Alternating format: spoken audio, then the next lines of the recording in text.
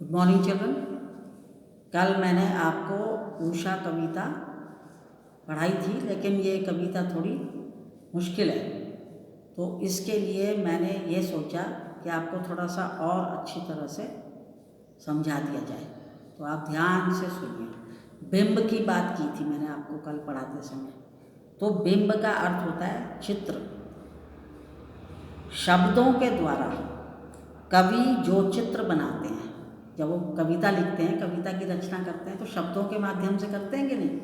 तो शब्दों के द्वारा कवि जो चित्र बनाते हैं उन्हें ही बिंब कहते हैं। ठीक है। इन शब्द चित्रों का संबंध हमारी इंद्रियों से होता है, और इंद्रियों से होने के कारण इसके भेद होते हैं। कैसे? एक होता है दृश्य बिंब। दृश्य बिंब माने जो आंखों से दिखने वाला होता है, जिसको आप देख सकते हैं। श्रव्य बिंब। श्रव्य बिंब, श्रव्य माने सुनने वाला। कहाँ से सुनते हैं? कानों से। तो कानों से सुनने वाले बिंब होते हैं कुछ। तीसरा है घ्रातव्य बिंब। घ्रातव्य माने सूंघना। कहाँ से सूंघते हैं? नाक से। तो नाक से गंध लेने वाले जो बिंब होते हैं वो घ्रातव्य कहलाते हैं। चौथा होता है आस्वाद्य बिंब। आस्वाद्य माने स्वाद लेना किसी चीज़ का। स्वाद कहाँ से लेते हैं? जीभ से। तो जीभ से स्वाद लेने वाले जो बिंब होते हैं वे आस्वाद्य बिंब कहलाते हैं। और पांचवा आपका बिंब है स्पर्श बिंब। स्पर्श कहाँ से हम महसूस करते हैं? त्वचा से, अपनी खाल से। जब हमारी खाल पे कोई टच करेगा एकदम से हमें पता चल जाता है। तो त्वचा से स्पर्श कराने वाले जो बिंब होते हैं वे स्पर्श बिंब होते हैं। तो इंद्रियां हमारी नहीं हो गई, आँख हो गया, नाक हो गई, कान हो गया, जीभ हो गई, त्वचा हो गई, ये सब हमारी इंद्रियां हैं। ये 5 इंद्रियां हैं। इन्हीं 5 इंद्रियों के हिसाब से बिंब भी होते हैं। मैंने आपको सारे समझा दिए। दृश्य बिंब आँखों से दिखने वाले, श्रव्य बिंब कानों से सुनने वाले, घ्रातव्य बिंब नाक से गंध लेने वाले, आस्वाद्य बिंब जीभ से स्वाद लेने वाले, और जो स्पर्श बिंब होते हैं वे त्वचा से स्पर्श कराने वाले बिंब होते हैं। तो बिंब का मतलब आपको समझ आना चाहिए कि कवि जो है, बिंब कहते हैं चित्र को, कवि जो है शब्दों के द्वारा जो चित्र बनाते हैं वही बिंब कहलाते हैं। तो बच्चे समझते नहीं है ये बिंब है तो है क्या, तो इसलिए मैंने आपको बिंब के बारे में अच्छी तरह से बता दिया। आप थोड़ा सा इस कविता को थोड़ा सा और सुन लीजिए तो आपको थोड़ा सा अर्थ समझ में आएगा। आसमान राख से लीपे गए गीले चौके और लाल केसर से धुली काली सिल्क जैसा दिखाई पड़ता है। तो ये बिंब है। इस बिंब में ग्रामीण स्त्रियों द्वारा भोजन बनाने के बाद चौके की लिपाई की जाती है।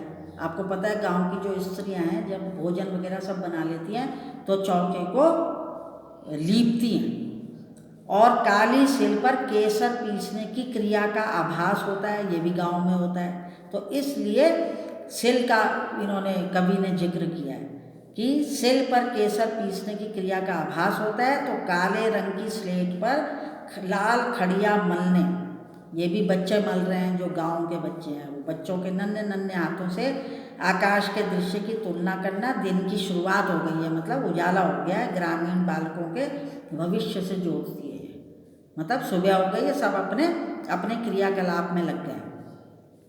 तो ऐसे में आकाश में सूर्योदय का होना नई आशा और उल्लास का प्रतीक बन जाता है। और उषा जो है वो रात्रि के गहन अंधकार, जो गहरा अंधकार होता है रात्रि का, और कालिमा को समाप्त करके प्रकाश फैलाने की सूर्योदय की जो प्रक्रिया है, जो प्रोसेस है, उसका प्रक्रिया की प्रत्यक्षदर्शी बनकर पाठकों के सम्मुख उपस्थित हो जाती है। और सूर्योदय के साथ ही सम्मोहन, सम्मोहन यानी जादू का टूटना। ये आखिरी पंक्ति में है ना आपका, जादू टूटता है इस उषा का अब सूर्योदय हो रहा है। तो सूर्योदय के साथ ही सम्मोहन यानी जादू का टूटना एक नवीन एवं ऊर्जावान बिंब है। तो ऐसे कवि ने इसमें बिंब के माध्यम से इस पूरी कविता को लिखा, और इसमें ग्रामीण जीवन के बारे में जहाँ सारा बताया है। तो उषा कविता में कवि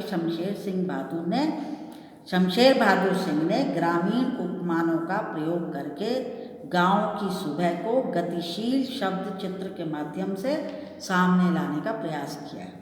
और कविता में नीले रंग के प्रातःकालीन आकाश को क्या बताया है? राख से लीपा हुआ चौका। और ग्रामीण परिवेश में ही गृहिणी जो है, जो स्त्रियां होती हैं घर की, वे भोजन बनाने के बाद चौके को राख से लीपती हैं, जो काफ़ी समय तक गीला ही रहता है। इसलिए ये पंक्ति भी आई है, राख से लीपा हुआ चौका अभी गीला पड़ा है। दूसरा बिंब काले सिल का है। काला सिल अर्थात पत्थर के काले टुकड़े पर केसर पीसने का काम भी गांव की महिलाएं ही करती हैं। तीसरा बिंब उन्होंने दिया है काली स्लेट का। तो काली स्लेट पर लाल खड़िया चौक मलने की क्रिया जो है वो नन्हे ग्रामीण बालकों द्वारा की जाती है। शहर के बच्चे कहाँ स्लेट यूज़ करते हैं या तख्ती यूज़ करते हैं? पहले के ज़माने में करते थे सब लोग, लेकिन अब गांव में ये चीज़ें हैं। तो यहाँ सवेरे सब अपने अपने कार्यों में लगे ग्रामीण वर्ग जितने भी हैं, और जनजीवन की गतिशीलता को स्पष्ट करने वाले प्रतिमान दे रखे हैं कवि ने। और यहाँ स्थिरता का नामो निशान नहीं है, हलचल पैदा हो गई है सुबह होने से। तो गतिशीलता इस अर्थ में भी है कि तीनों शब्द चित्र स्थिर न होकर किसी न किसी क्रिया के अभी अभी समाप्त होने के सूचक हैं, कि अभी अभी कोई क्रिया खत्म हुई है। अतः कह सकते हैं कि शमशेर की कविता जो है वो गांव की सुबह का जीवंत चित्रण है, जीता जागता एक उदाहरण है कवि की जो कविता है ये उषा। ठीक है जी। अब थोड़ा सा और समझ लीजिए। अंधकार के समाप्त होने पर भोर के नभ के नीले रंग में वैसी ही नमी होती है जैसे राख से लीपा हुआ चौका अभी गीला पड़ा है। और कालीमा के छटने पर जब रात का अंधकार दूर हो जाता है तो क्षितिज की लालिमा, क्षितिज कहते हैं आकाश के दूर तक के छोर को क्षितिज कहा जाता है। तो क्षितिज की लालिमा ऐसी लगती है मानो किसी काली शिल पर लाल केसर का लेप लगा दिया गया हो। इस प्रकार सूर्योदय से पहले का आकाश जो है वह परिवर्तित हो रहा है, मतलब बदल रहा है। तो सूर्योदय से पहले के आकाश में नमी होती है, ऐसा आभास होता है मानो शाम को भोजन बनाने के बाद किसी गांव की स्त्री ने, किसी गृहिणी ने अपने चूल्हे को राख से लीपा हो जो अभी तक गीला पड़ा है। तो कवि का आशय है कि भोर के नभ में सजलता का गुण विद्यमान है, और काली सिल पर लाल केसर मलने से सूर्योदय के पहले का दृश्य सामने आ जाता है, जब रात का अंधकार गायब हो रहा है और सूर्य की लालिमा क्षितिज पर अपना प्रकाश विकीर्ण कर रही है। कभी सुबह का नज़ारा देखा है, जब सूर्य उदय नहीं होता है लेकिन उसके उदय होने से पहले क्षितिज, आकाश के क्षितिज पर लाल ही लाल दिखाई देता है। ठीक है।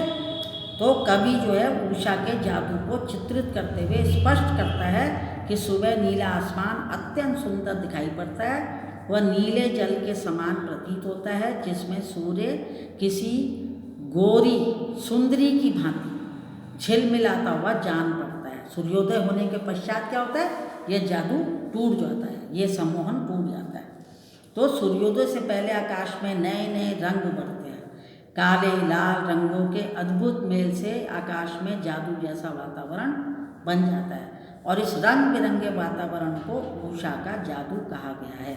और सूर्योदय होते ही ये सारे रंग विलीन हो जाते हैं, विलीन हो जाते हैं माने गायब हो जाते हैं, और उषा का जादू टूट जाता है।